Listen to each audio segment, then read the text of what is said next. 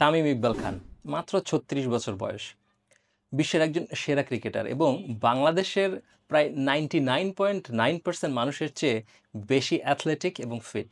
কিন্তু তারপরও কিন্তু তিনি এই হার্ট অ্যাটাকের হাত থেকে মুক্তি পেলেন না। আপনাদের মনে কি প্রশ্ন জাগে না যে তামিম ইকবালের মতো একজন মানুষ যিনি অনেক ফিট থাকেন, সবসময় খেলাধুলা করেন, ডাক্তারদের চেকআপের মধ্যে থাকেন, তারপরও তিনি তার এই হার্ট অ্যাটাক হওয়ার কোনো পূর্বাভাস পেলেন না। এবং এমন এক সময় তার হার্ট অ্যাটাকটি হলো খেলার মাঠে, যেখান থেকে তাকে উপযুক্ত চিকিৎসা দিতে নিয়ে যাওয়ার জন্য কিন্তু বেশ কষ্ট পোহাতে হয়েছে।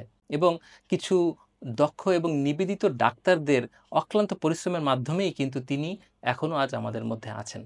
এভাবে কিভাবে হঠাৎ করে তামিম ইকবালের হার্ট অ্যাটাক হলো তা যদি আমরা চিন্তা করি, তার একটা গুরুত্বপূর্ণ কারণ যেটা হতে পারে সেটা হচ্ছে যে হয়তো তার কিছু পূর্বাভাস ছিল হার্ট অ্যাটাকের।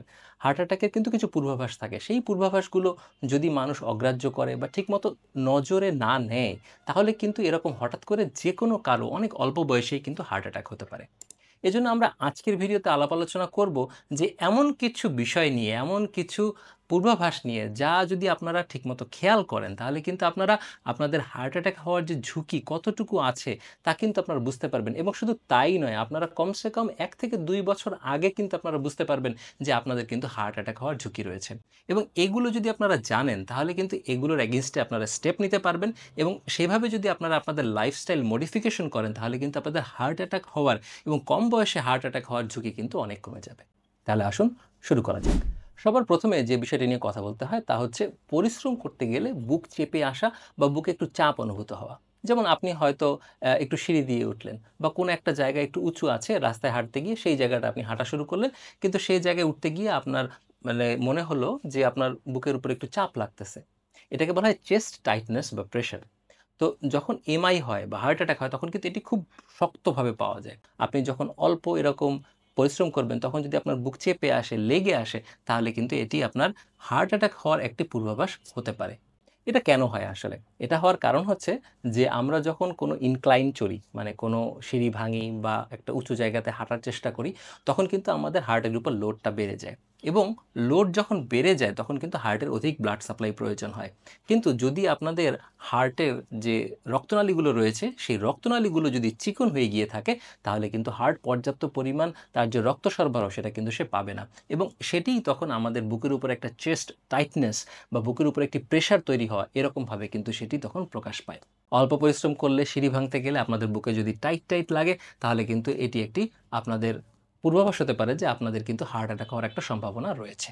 হার্ট অ্যাটাক হওয়ার পূর্বাভাস হিসেবে আরেকটি যে জিনিস হতে পারে তা হচ্ছে অল্প পরিশ্রম করতে গেলেই আপনার শ্বাস ঘন হয়ে যায়, দম ফুরিয়ে আসে। যেমন আপনি হয়তো একটু ঘরটা ঝাড়ু দিলেন, অথবা আপনার কিছু কাপড় শুকা দেওয়া ছিল, সেই কাপড় শুকা দেওয়া কাপড়গুলো নামালেন, ভাঁজ করলেন, তাতেই আপনার দেখা যাচ্ছে শ্বাস ঘন হয়ে যাচ্ছে। এটা যদি এরকম হয়ে থাকে, তাহলে আপনার বুঝতে হবে যে আপনার কার্ডিয়াক রিজার্ভ যেটা আছে এবং কার্ডিয়াক আউটপুট যেটা আছে সেটা কিন্তু কমে গিয়েছে। এখন কার্ডিয়াক রিজার্ভটা আসলে কী জিনিস? কার্ডিয়াক রিজার্ভটা হচ্ছে, আমি আপনাদের একটু সহজ উদাহরণ দিয়ে বুঝাই, সেটা হচ্ছে যে ধরেন আপনার গাড়ি নরমাল লিমিটে যদি চলে, দেন 40 কিলোতে চলতেছে।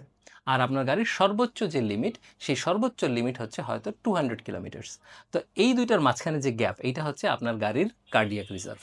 মানে আপনার হার্ট নরমাল সময় যতটুকু পাম্প করবে আর সবচেয়ে বেশি যে যতটুকু সে পাম্প করতে পারে, তার মধ্যে যে গ্যাপটা থাকে, এটাকে বলা হয় কার্ডিয়াক রিজার্ভ।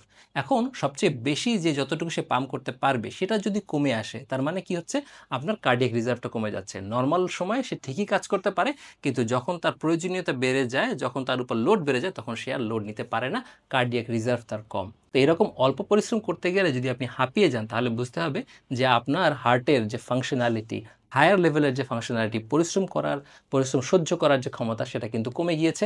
এবং এটা কিন্তু একটি পূর্ব লক্ষণ হতে পারে যে আপনার ভবিষ্যতে হার্ট অ্যাটাক হতে পারে। শ্বাস ঘন হয়ে যাওয়ার পাশাপাশি অল্প পরিশ্রম করতে গিয়ে যদি আপনাদের একটু ফ্যাটিগ লাগে, মানে আপনি ক্লান্ত হয়ে পড়ছেন, একটু সিঁড়ি দিয়ে উঠলেন, ১-২ তলা উঠলেন, আগে হয়তো আপনি ৫ তলা উঠতে পারতেন বা ৬ তলা একটানে উঠে যেতেন, কোনো সমস্যা হতো না। কিন্তু এখন আপনার ২ তলা উঠতে গেলেই আপনার কিছুটা দেখা যায় যে আপনি হাঁপিয়ে যাচ্ছেন।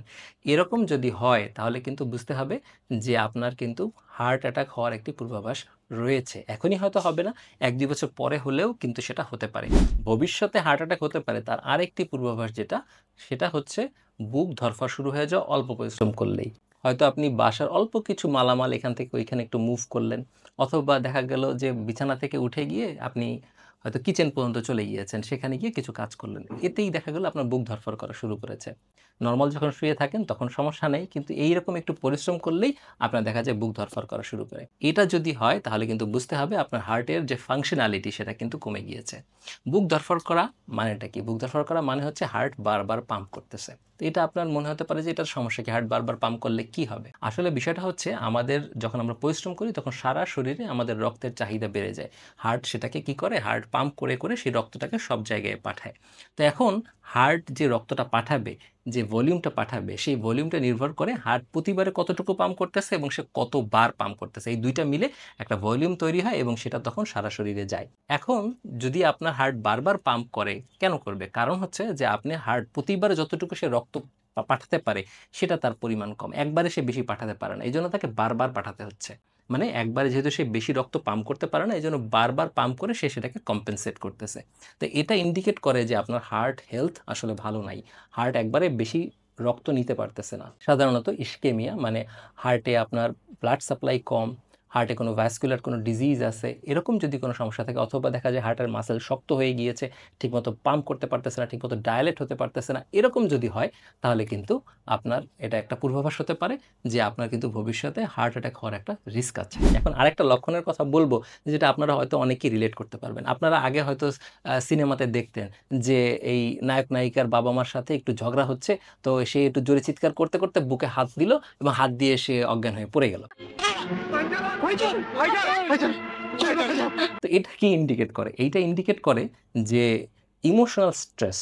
ইমোশনাল স্ট্রেস কিন্তু অনেকের ক্ষেত্রে এমআই বা হার্ট অ্যাটাক হওয়ার একটা ট্রিগার হতে পারে। এটা কেন হয়?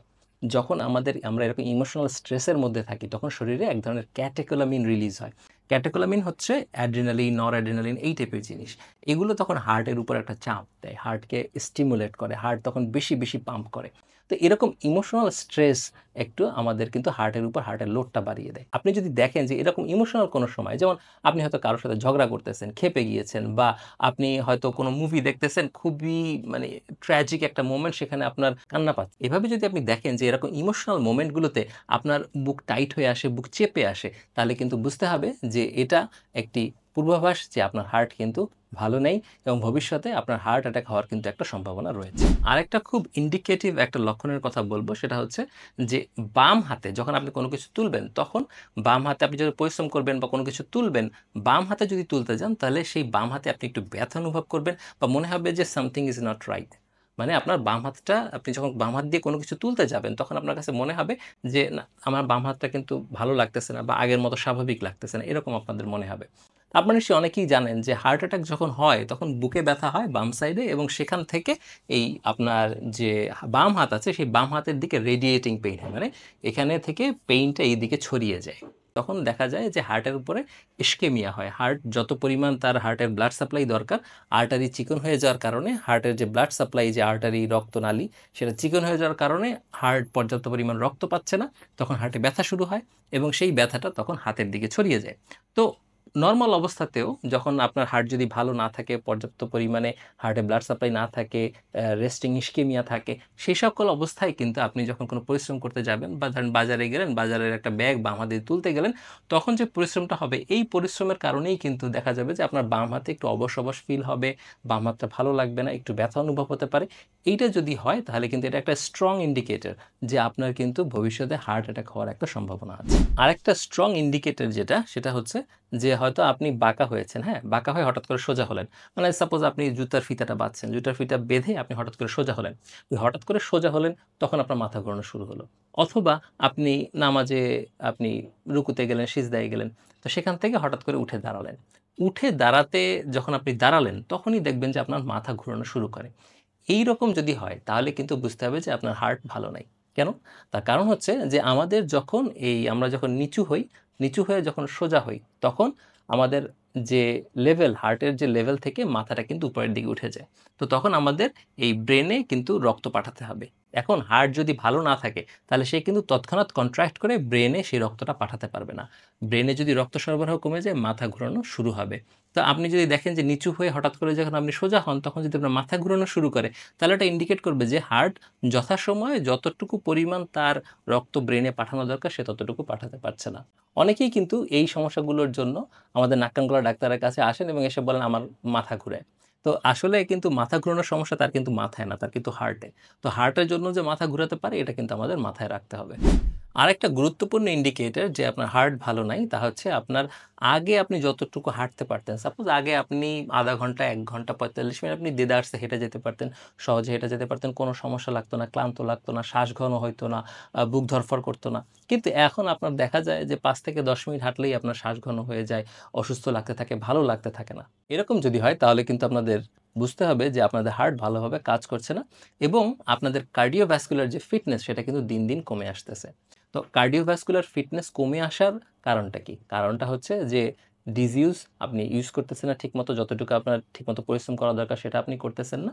আর ভিতরে আপনার বনেটের নিচে কি সমস্যা? সেটা হচ্ছে যে আপনার হয়তো হার্টের যে রক্তনালীগুলো আছে সেই রক্তনালীতে ছোট, ছোট প্ল্যাক তৈরি হয়েছে। সেই রক্তনালীর যে সার্কামফারেন্স সেটা কমে গেছে।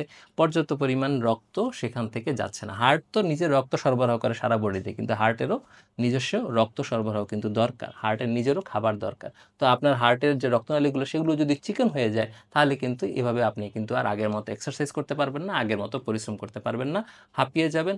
আগে আপনি যত পরিশ্রম করতে পারতেন, একটানা পরিশ্রম করতে পারতেন, সেটা কিন্তু আপনি পারবেন না।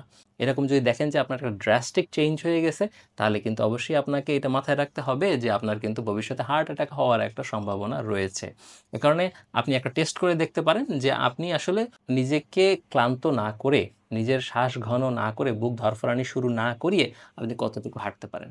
আপনাকে মিনিমাম নরমাল মানুষদের জন্য যাদের হার্ট হেলথ ভালো আছে আপনার 30 মিনিটস টু 45 মিনিটস আপনাকে নরমালি আপনার হাঁটতে পারা উচিত। কিন্তু আপনি যদি সেটা না পারেন এবং দেখেন যে ১৫-২০ মিনিট পারতেছেন, অথবা ১৫-২০ মিনিট ইজ অলসো ফাইন, কিন্তু আপনি যদি দেখেন যে ১০ মিনিটের বেশি পারতেছেন না তাহলে কিন্তু এটা একটা ভেরি গুড ইন্ডিকেটর এবং সেক্ষেত্রে আপনাদের উচিত হবে আসলে ডাক্তার দেখানো এবং কিছু টেস্ট করে এটা বোঝা যে আসলে কোনো সমস্যা আছে কিনা। এর পাশাপাশি আরেকটা স্যাডল বাট খুব ইম্পর্ট্যান্ট একটা লক্ষণ যেটা, সেটা হচ্ছে কোল্ড সোয়েটস। কোল্ড সোয়েটস কি? কোল্ড সোয়েটস হচ্ছে আপনি কোনো পরিশ্রম করলেন না, আপনি কোনো মানে ভারী কাজ করলেন না, কিন্তু আপনি দেখে যাচ্ছেন হঠাৎ করে আপনি ঘামিয়ে গেলেন। হঠাৎ করে কোনো কারণ নেই, কোনো কিছু নাই, আপনি বসে আছেন হয়তো রিল্যাক্স, কিন্তু হঠাৎ করে দেখা গেল যে আপনি ঘেমে গেলেন, আপনার কাপড়-চোপড় ভিজে গেল, কেমন একটা অবস্থা। এটা অনেক ক্ষেত্রে হার্টের যদি ব্লাড সাপ্লাই কম থাকে, হার্টের যদি সাইলেন্ট ইস্কেমিয়া থাকে, তখন কিন্তু আমাদের প্যারাসিম্প্যাথেটিক এবং সিম্প্যাথেটিক যে নার্ভাস সিস্টেম, এটাকে বলে বেসিক্যালি অটোনমিক নার্ভাস সিস্টেম, এগুলো আমাদের ঘামানো এগুলোর সাথে রিলেটেড বেসিক্যালি। যখন হার্ট থেকে এরকম সিগন্যাল যাবে, পেইন সিগন্যাল যাবে, সেটা আপনি হয়তো বুঝতে পারবেন না, কিন্তু অটোনমিক নার্ভাস সিস্টেম সেটাকে ঠিকই ধরে ফেলবে এবং তখন এরকম মিসম্যাচের কারণে হয়তো আপনি হঠাৎ করে ঘেমে গেলেন। এরকম কোল্ড সোয়েটস যদি আপনার বারবার হয় তাহলে কিন্তু এটা একটা ইন্ডিকেটর হতে পারে যে আপনার ভবিষ্যতে হার্ট অ্যাটাক হওয়ার একটা রিস্ক রয়েছে। তাহলে আজকে আমরা আলোচনা করলাম ১০টা এমন কিছু পূর্বাভাস বা লক্ষণ নিয়ে যা আপনার ভবিষ্যতে হার্ট অ্যাটাক হওয়ার একটা ইন্ডিকেটর হতে পারে। এগুলো এমবিবিএস বা ডাক্তারি পাশ করা সবাই জানে, কিন্তু আসলে জনমানুষের মধ্যে এই ব্যাপারে ধারণা কম। এরা ব্যাপারে অনেকে আছেন যেটা জানেন না, অথবা জানলেও এটা নিয়ে গ্রাহ্য করতে চান না। কিন্তু আমাদের এই সবার প্রিয় তামিম ইকবাল ভাই এবং আমাদের সবার খুব কাছের একজন মানুষ, কিন্তু তারপরও উনার যে সাথে ঘটনাটা ঘটলো এটা দেখে আসলে আমাদের সবার টনক নড়া উচিত। আমারও খুব খারাপ লাগতেছে যে আসলে এরকম একটা ঘটনা ঘটে গেল। তো এমন একটা মানুষের জীবনে এরকম একটা ঘটনা ঘটে গেল। কিন্তু এটা কিন্তু আমাদের সবার জীবনে ঘটতে পারে এবং আমরা মনে করি আমরা যখন ইয়াং থাকি, আমাদের বয়স যখন কম থাকে, তখন কিন্তু আমরা মনে করি যে উই আর ইনভিনসিবল। আমাদের কিছু হবে না, আমরা সবসময় সুস্থ থাকবো। আমরা মানে মৃত্যুর আমরা ভয় করি না, অসুখের ভয় করি না। এটা কিন্তু করা উচিত নয়। We should live with concern. মানে হচ্ছে যে আমাদের অবশ্যই জানা উচিত যে আসলে আমাদের স্বাস্থ্য কখন কোন দিকে যাচ্ছে। এই যে কথাগুলো বললাম এগুলো আপনারা অবশ্যই জানবেন, অবশ্যই খেয়াল করবেন, সবাইকে জানাবেন যে আসলে এই কম বয়সেও কিন্তু হার্ট অ্যাটাক হতে পারে, বা আমরা কেউই ইমিউন না হার্ট অ্যাটাক হওয়ার জন্য।